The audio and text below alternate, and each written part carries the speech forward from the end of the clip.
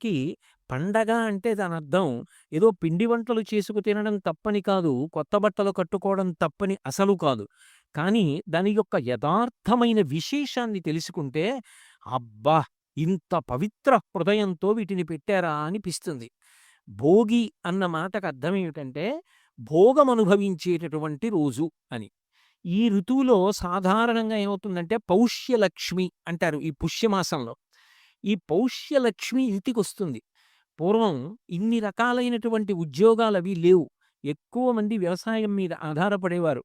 ఆరుగాలం కష్టపడినటువంటి వ్యవసాయదారుడు పంట కోసి ఇంటికి తెచ్చుకున్న తర్వాత ఎంత సంతోషాన్ని పొందుతాడో! ఆ గాదెల నిండా ధాన్యాన్ని చూసుకొని పరమ సంతోషపడితే, ఆ ధాన్యం సమస్త ప్రాణికోటి తిని కడుపు నిండితే చక్కగా వృద్ధిలోకొచ్చి అందరూ శాంతియుతంగా ఉంటారు. ఆకలి కేకలు ఉన్న చోట మీరు ఏ ధర్మ ప్రవచనం చెప్పినా ఎవడూ వినడు. ఆకలి కేకలు ఉన్న చోట శాంతి పాటించమంటే సాధ్యం కాదు.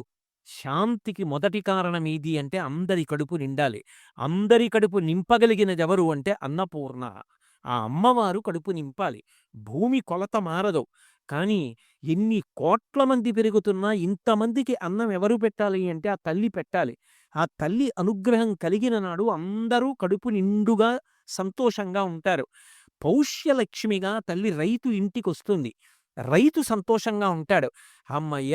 ఈ ఏడాది పంటలు బాగా పండాయి. మనందరం సంతోషంగా కడుపు నిండా అన్నం తింటాం అని ప్రజలందరూ సంతోషంగా ఉంటారు. గడ్డి కావలసినంత లభిస్తుందని చెప్పి పశువులన్నీ సంతోషంగా ఉంటాయి. అందరూ భోగమనుభవించేటటువంటి తరుణము కాబట్టి భోగి బాహ్యంలో. ఇంత కష్టపడిన రైతు విశ్రాంతి తీసుకునేటటువంటి సమయం. హమ్మయ్య! పంట ఇంటికొచ్చిందని పరమ సంతోషంతో విశ్రాంతి తీసుకొని మానసికమైన ఆనందాన్ని పొందడానికి వెడతాడు. అందుకే భోగి నాడు చేసేటటువంటి సంతోషానికి ఆనంద గోవిందము అని పిలిచింది శాస్త్రం. ఆనంద గోవిందము అన్న మాటకు అర్థం ఏమిటంటే, బలిచక్రవర్తిని ఆ రోజునే భూమిలోకి తొక్కేశాడు మహానుభావుడైనటువంటి శ్రీ మహావిష్ణువు అని. ఎందుకంత భక్తుడైనటువంటి ఆ బలిచక్రవర్తిని భూమిలోకి తొక్కేయడం అంటే, అహంకారముతో ఉన్నాడు కాబట్టి తొక్కేశాడు. కానీ పాడు చెయ్యలేదు. పాడు చెయ్యకుండా భవిష్యత్తులో నీకు మళ్ళీ ఇంద్ర పదవినిస్తాను అని చెప్పి ప్రమాణం చేశాడు. ఆ విషయాన్ని జ్ఞాపకం తెచ్చుకుంటారు. అంతటా ఉన్నవాడు పరమాత్మయే అని జ్ఞాపకం తెచ్చుకొని అందరూ కలిసి పరమ సంతోషంతో చక్కగా వైదికమైనటువంటి ఆటలన్నీ ఆడుకుంటారు. రైతు సంతోషాన్ని పొందుతాడు. లోకమంతా సంతోషాన్ని పొందుతుంది. అందుకని భోగి. అదొక్కటే కాదు. దక్షిణాయనం అంతా ఉపాసన కాలం. మీరు చూడండి, ఎప్పుడైనా సరే పండగకి తిథుంటుంది. భీష్మేకాదశి అన్నాననుకోండి మాఘమాసంలో ఏకాదశి. కృష్ణాష్టమి అన్నాననుకోండి శ్రావణ బహుళ అష్టమి. మహాశివరాత్రి అన్నాననుకోండి మాఘమాసంలో వచ్చేటటువంటి కృష్ణపక్ష చతుర్దశి అర్ధరాత్రికి పరివ్యాప్తమై ఉండాలి. ఉంటే మహాశివరాత్రి. ఏదో శ్రీరామనవమి అన్నాననుకోండి చైత్రమాస శుక్లపక్ష నవమి. తిథి ఉంటుంది. పండగ, తిథి కలిసి ఉంటాయి. భోగి ఎప్పుడు? ఏ తిథి నాడు? ఉండదు. ఎందుకు భోగికి తిథి ఉండదు? అంటే దక్షిణాయనం ఏ తిథి నాడు పూర్తయిపోతుందో అది భోగి. దానికొక్కదానికే మినహాయింపు పంచాంగంలో. అది తిథితో చెప్పరు. ఎందుకు చెప్పరు? అంటే దాంట్లో ఒక రహస్యం ఉంది. భోగి పండగ నాడు ఏం చేయాలి? భోగం అనుభవించాలి. పొంగల్ పొంగల్ అంటూ ఉంటారు. మధుర పదార్థాలు వండుకు తింటారు. మధుర పదార్థం వండుకు తినడానికి ముందు ఏం చేయాలి? చేదు పదార్థం తినాలి. అందుకే ఉగాది నాడు ఏం చేయిస్తారు? చేదు పదార్థం తినిపిస్తారు. కష్టపడ్డం చేదుగా ఉంటుంది. ఒంటికి చెమట పట్టేటట్టుగా ప్రవర్తించడం చేదుగా ఉంటుంది. తనకున్నది త్యాగం చెయ్యడం చేదుగా ఉంటుంది. ఎవరికైనా ఏదైనా కాస్త సౌకర్యం చెయ్యాలంటే చేదుగా ఉంటుంది. తాను స్వార్థం అనుభవించాలంటే తియ్యగా ఉంటుంది. కష్టపడడం చేదుగా ఉంటుంది. చేదు ప్రయత్నపూర్వకంగా తిను. అంటే కష్టపడడాన్ని జీవితంలో అలవాటు చేసుకో. కష్టపడి బ్రతకడం అలవాటు చేసుకో. నువ్వు ఆరుగాలం కష్టపడ్డ తర్వాత పంట ఇంటికొచ్చిన తర్వాత పొంగల్ పాయసం తిను.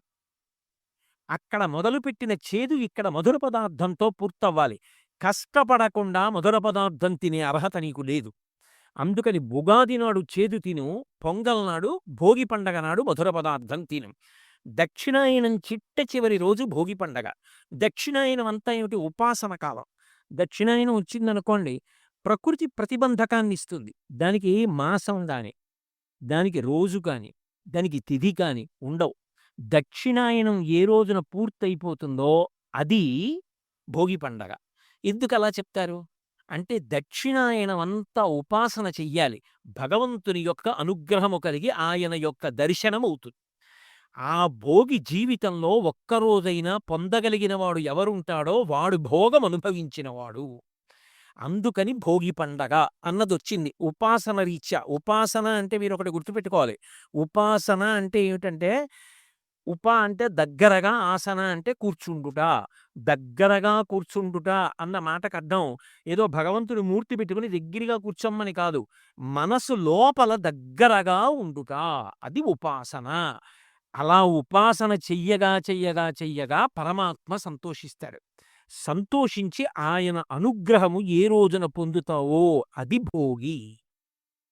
అందుకే భోగికి ఏం చేస్తారో తెలుసా? భోగికి ముందున్నటువంటి నెల రోజులు కూడా కన్నెపిల్లలందరితోటి కూడా గొబ్బెమ్మల్ని చేయిస్తారు. గొబ్బెమ్మ అన్న మాటకు అర్థం ఏమిటంటే లక్ష్మి యొక్క ఉపాసన అని అర్థం. వాళ్ళు చిన్నపిల్లలు కాబట్టి వాళ్ళు పెద్ద పెద్ద శాస్త్రాలతో చేయడం సాధ్యం కాదు కాబట్టి ఆవు పేడతోటి ముద్దలు చేయిస్తారు. ఎందుకు ఆవు పేడతో చేయించడం అంటే, మహాభారతం అనుశాసనిక పర్వంలో ఈ విషయం గురించి మాట్లాడతారు. లక్ష్మీ స్థానం గురించి. లక్ష్మి గోవుల దగ్గరికి వెళ్ళి అడిగింది, మిమ్మల్ని అందరూ పూజిస్తారు, నాకు మీలో స్థానం ఇవ్వండి అని అడిగింది. గోవులన్నాయి, నువ్వు చించిల లక్ష్మివి, వెళ్ళిపోతూ ఉంటావు, మా దగ్గర వద్దన్నాయి. అంటే ఆవిడంది, నేను వెళ్ళిపోవడంలోనే ధర్మం నిలబడుతుంది, అధర్మం ఉన్నవాడి దగ్గర ఉండకూడదు, వెళ్ళిపోవాలి, ధర్మం ఉన్నవాడి దగ్గరికి వెళుతూ ఉండాలి, అప్పుడే లోకంలో ప్రయోజనం సిద్ధిస్తుంది, నన్ను వెళ్ళొద్దంటే ఎలా అంది. అంటే అవన్నాయి, అయితే మా మల విసర్జన స్థానమునందు నువ్వు ఉండు, మేము విడిచిపెట్టిన మలమునందు నువ్వు ఉండన్నాయి. అందుకే ఇప్పటికీ చూడండి, 84 లక్షల జీవరాశులలో ఏ జీవి విడిచిపెట్టిన మలమూత్రములైనా దుర్గంధభూయిష్టములు, ఒక్క ఆవు యొక్క మలమూత్రములు సుగంధభరితములు. గోశాలలోకెళ్ళి చూడండి, సువాసన వస్తుంది. పైగా అది లక్ష్మీ స్థానం. ఆవు పేడ యందు లక్ష్మి ఉంటుంది. అందుకని ఆడపిల్లతో ఆ గొబ్బిళ్ళు పెట్టిస్తారు. ఎందుకు పెట్టిస్తారు అంటే, ఆడపిల్ల ఎందుకండి మగపిల్లవాడితో ఎందుకు పెట్టించరు అంటారేమో. మగపిల్లవాడు ఒకవైపు ఉన్నటువంటి వంశాన్ని మాత్రమే తరింపచేస్తాడు. ఆడపిల్ల 2 వంశాల్ని తరింప చెయ్యగలిగిన శక్తితో ఉంటుంది. ఈ కాలమునందు లక్ష్మీదేవి అనుగ్రహం కలిగే సమయం కాబట్టి ఆవు పేడతో గొబ్బెమ్మలు చేయించి, బంతిపూలు పెట్టించి, ప్రదక్షిణం చేయిస్తూ గొబ్బెమ్మల మీద పాటలు పాడతారు. ఆ పాటలలో వాళ్ళు సంతోషాన్ని పొందుతారు. భోగి పండగకి ముందు ఈ గొబ్బెమ్మలన్నిటినీ కూడా కన్నెపిల్లలతో పూజ చేయించి, ప్రతిరోజు తల్లులు పులగం వండి నైవేద్యం పెట్టించి ఆ పులగాన్ని పెడతారు. కన్నెపిల్లలందరినీ పిలిచి గొబ్బెమ్మలకి పూజలు చేయించి, పులగం సైంధవలవనంతో ఈ పాళ్లలోనే ప్రతిరోజు వండించి అందరికీ ప్రసాదం పెడుతుంటాం. ఇవన్నీ తిని ఆడపిల్లలు చక్కగా సమాజంలో వృద్ధిలోకి రావాలి అని చెప్పి అందుకని పులగం పెడతారు. ఈ ఎండిపోయిన గొబ్బెమ్మలన్నింటినీ భోగి మంటలో వేసేస్తారు.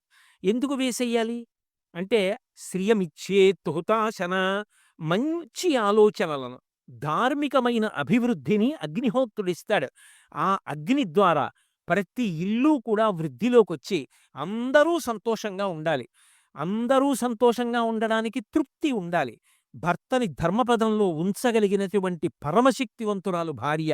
అందుకే అటువంటి స్త్రీని కాపాడుకోవడానికి ఈ కాలమునందు గొబ్బెమ్మలతో ఉపాసన చేయిస్తారు. ఇక మీతో నేను మనవి చేశాను, ఆనంద గోవిందం భోగి మంటలేస్తారు. భోగి మంటలు అంటే దానికి అర్థం ఏమిటంటే, ఉండాలి కోరికలు.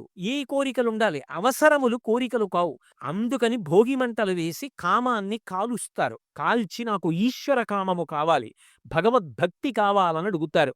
ఇక పసిపిల్లలుంటారు. పసిపిల్లలు ఏ ఉపాసన చేస్తారు? వాడిని గొబ్బెమ్మని చేయమంటే మాత్రం వాడు ఏం చేస్తాడు? వాళ్ళు కూడా భోగం అనుభవించాలి.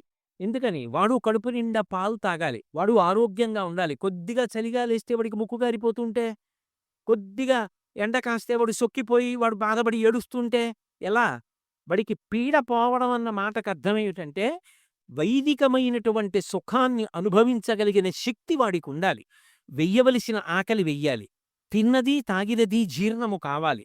అలా ఉండాలి అంటే పీడ పోవాలి. పీడ ఎందుకొస్తుంది? గత జన్మలలో చేసిన పాపము పీడగా వస్తుంది.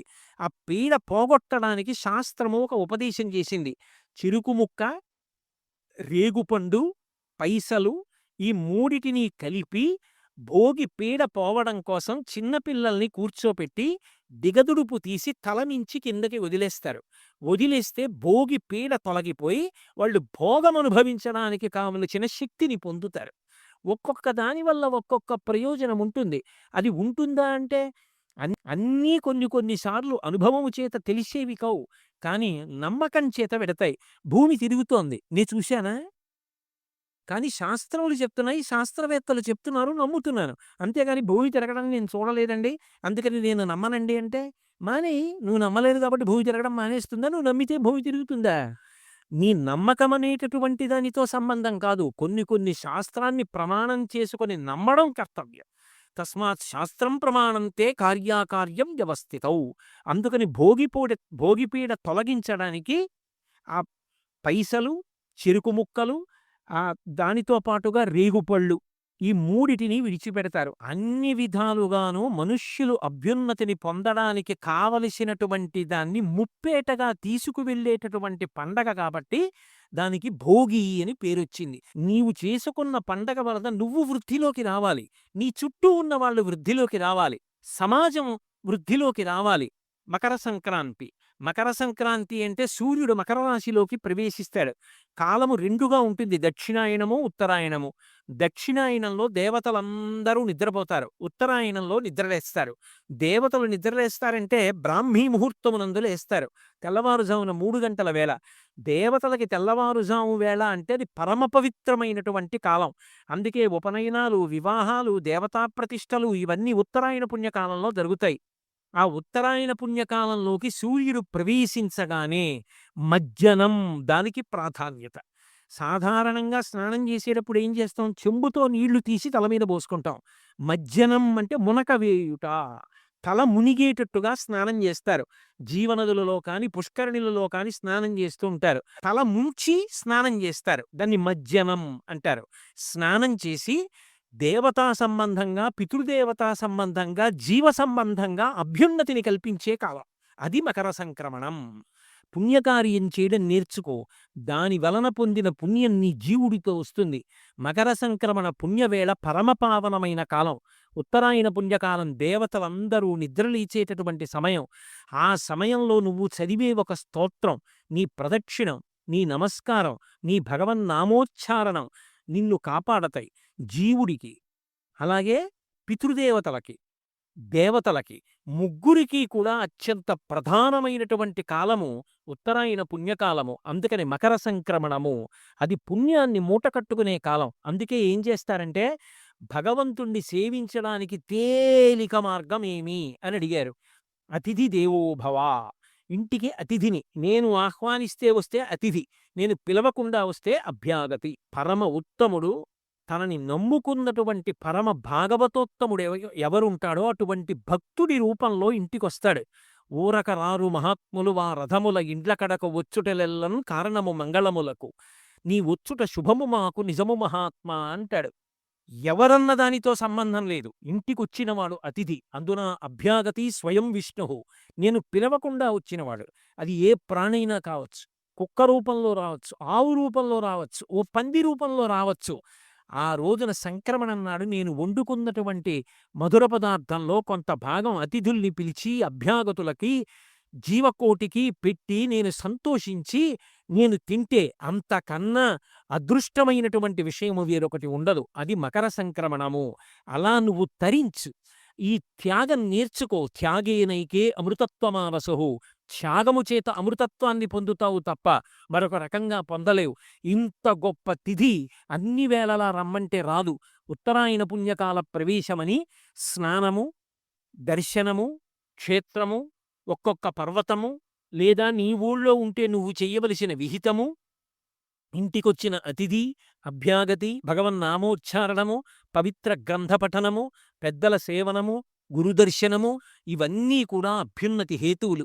ఉత్తరాయణ పుణ్యకాలంలో చెయ్యవలసినటువంటి కృత్యములు. అందుకని భోగి, సంక్రాంతి అని ఈ 2 పండగలు పక్కపక్కనొచ్చాయి. మూడవది కనుమ. కనుమ గొప్పతనం ఏమిటి అంటే సనాతన ధర్మం యొక్క విశాలమైనటువంటి హృదయం. శం చతుష్పదే శం ద్విపదే. ఒక్క నేను బావుండాలి, మా అబ్బాయి బావుండాలి, మా కోడలు బావుండాలి, మా మనవలు బావుండాలి, నా కూతురు, అల్లుడు, మనవలు బావుండాలి. అది కాదు, అందరూ బావుండాలి. అందుకే 108 నామములతో పూజ చేయిస్తారు. 170 నామాలు ఉండకూడదా? 350 నామాలు ఉండకూడదా?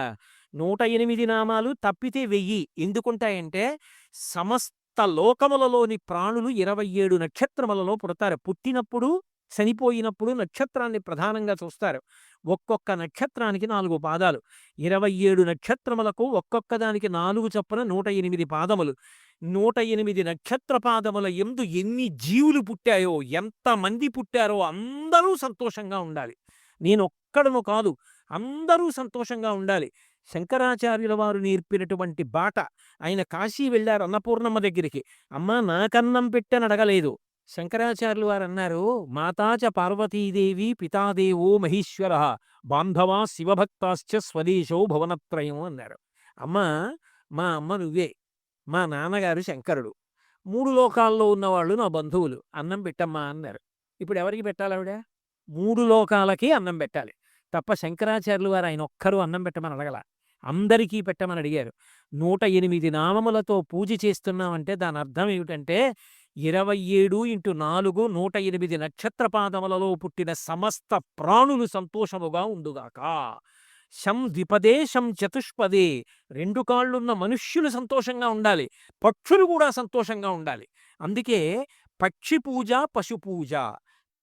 వాటికి సంవత్సరం అంతా గడ్డి పెడతాం. మనం పెట్టకపోయినా అవి పొలం దున్ని అవే వెళ్ళి ఎక్కడో గడ్డి మేసి వచ్చి పొలం దున్నుతున్నాయి, పాలిస్తున్నాయి, పెరిగిస్తున్నాయి, నెయ్యి ఇస్తున్నాయి, మన కుటుంబంలో సభ్యుడై తిరుగుతున్నాయి. అటువంటి ఆవు పట్ల, ఎద్దు పట్ల, పక్షి పట్ల కృతజ్ఞత చూపిస్తారు. చూపించి వాటికి అలంకారం చేస్తారు. ఇవాళ చప్పటి గడ్డి కాదు, నేను ఏ పాయసాన్నం తిన్నానో పొంగల్ నీకు పెడతాను, నువ్వు కూడా అదే తినాలని పాయసాన్నం వండుతారు. నువ్వు నా ఇంట్లో సభ్యురాలి, నా నాగలి మోసావు, నా పొలం దున్యావు, ఇంత పంటకి కారణం నువ్వు. ధాన్యం బస్తాలు బండిలో వేసి తీసుకొచ్చావు. ఇవాళ ఆవు పాలిచ్చింది, దూడలు పెట్టింది, అవి పెరిగి పెద్దవవుతుంటే ఆనందిస్తున్నాను. నాతో పాటు నువ్వు కూడా భోగం అనుభవించు అని పెడతారు. పక్షికి ఎందుకు పెట్టాలి అంటే పక్షి తన మూలాన్ని మరిచిపోదు. ఒక పక్షి ఉందనుకోండి, పక్షి ఎక్కడ పుడుతుంది? పక్షి నేల మీద పుట్టిందనుకోండి, కుక్క తినేస్తుంది, గద్ద తినేస్తుంది, కాకి తినేస్తుంది. పక్షి గుడ్డు, తల్లి పక్షి గూడు కట్టి గిజిగాడు అంటాడు మహానుభావుడు గుర్రం జాషువా గారు. ఆ పక్షి గూడు కట్టి ఆ గూట్లో గుడ్డు పెడుతుంది, గుడ్డు పెట్టి పొదుగుతుంది, పొదిగిన తర్వాత పిల్ల అవుతుంది, కిలకిల కిలకిల అరుస్తుంది, ఎక్కడి నుంచో అమ్మ తీసుకొచ్చి అన్నం నోట్లో పెడుతుంది. 2 రెక్కలు వచ్చిన తర్వాత అప్పుడు ఎగిరి వెళ్ళిపోయి తన సంపాదన తాను సంపాదించుకుంటుంది. తను పుట్టడానికి, తాను పెరగడానికి, తాను ఉండడానికి, పెద్దదైన తరువాత తాను గూడు కట్టుకోవడానికి, ఇల్లు కట్టుకోవడానికి స్థానమైనది చెట్టు. ఆ చెట్టు లేనినాడు తన బతుకు లేదు. అందుకే పండు తింటే గుజ్జు జీర్ణం చేసుకుంటుంది కానీ గింజని జీర్ణం చేయదు. మళ్ళీ చెట్లు రావాలి. చెట్లు రానినాడు నాకు కృతజ్ఞత ఎక్కడుంది? చెట్టు రావలసిన గింజని జీర్ణం చేసుకోనని గింజలని భూమి మీద వదిలేస్తుంది మలంలో. రెట్ట వేసినప్పుడు గింజలు వదిలేస్తుంది.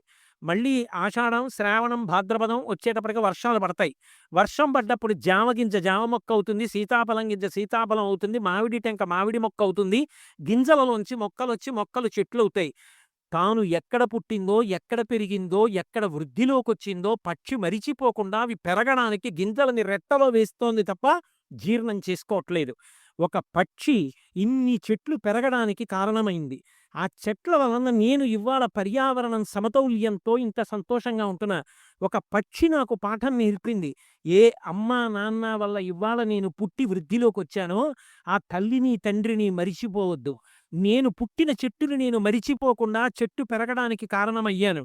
నువ్వు కూడా నీ తల్లిని తండ్రిని మరిచిపోకుండా వాళ్ళని నీతో ఉంచుకుని వాళ్ళు పెట్టిన అన్నం తిని నువ్వు వాళ్ళతో కలిసి ఉండి, నీ ఒళ్ళో వాళ్ళు ప్రాణం వదిలితే అంత్యేష్టి చెయ్యాలి తప్ప, వాళ్ళని ఎక్కడో పెట్టి నీకు వాళ్ళు భారం అనుకోవడం మర్యాద కాదు అని పాఠం నేర్పుతోంది పక్షి. అందుకే పంట రాగానే దాన్ని గుత్తి కట్టి తీసుకొచ్చి దేవాలయాల్లో కడతారు. కట్టినప్పుడు ఆ పక్షులన్నీ వచ్చి ఆ గింజలు తింటాయి. పక్షుల పట్ల, పశువుల పట్ల కూడా కృతజ్ఞత ప్రకటించగలిగిన విశాల హృదయమున్న జాతి భారత జాతి. సనాతన ధర్మమంత గొప్పది.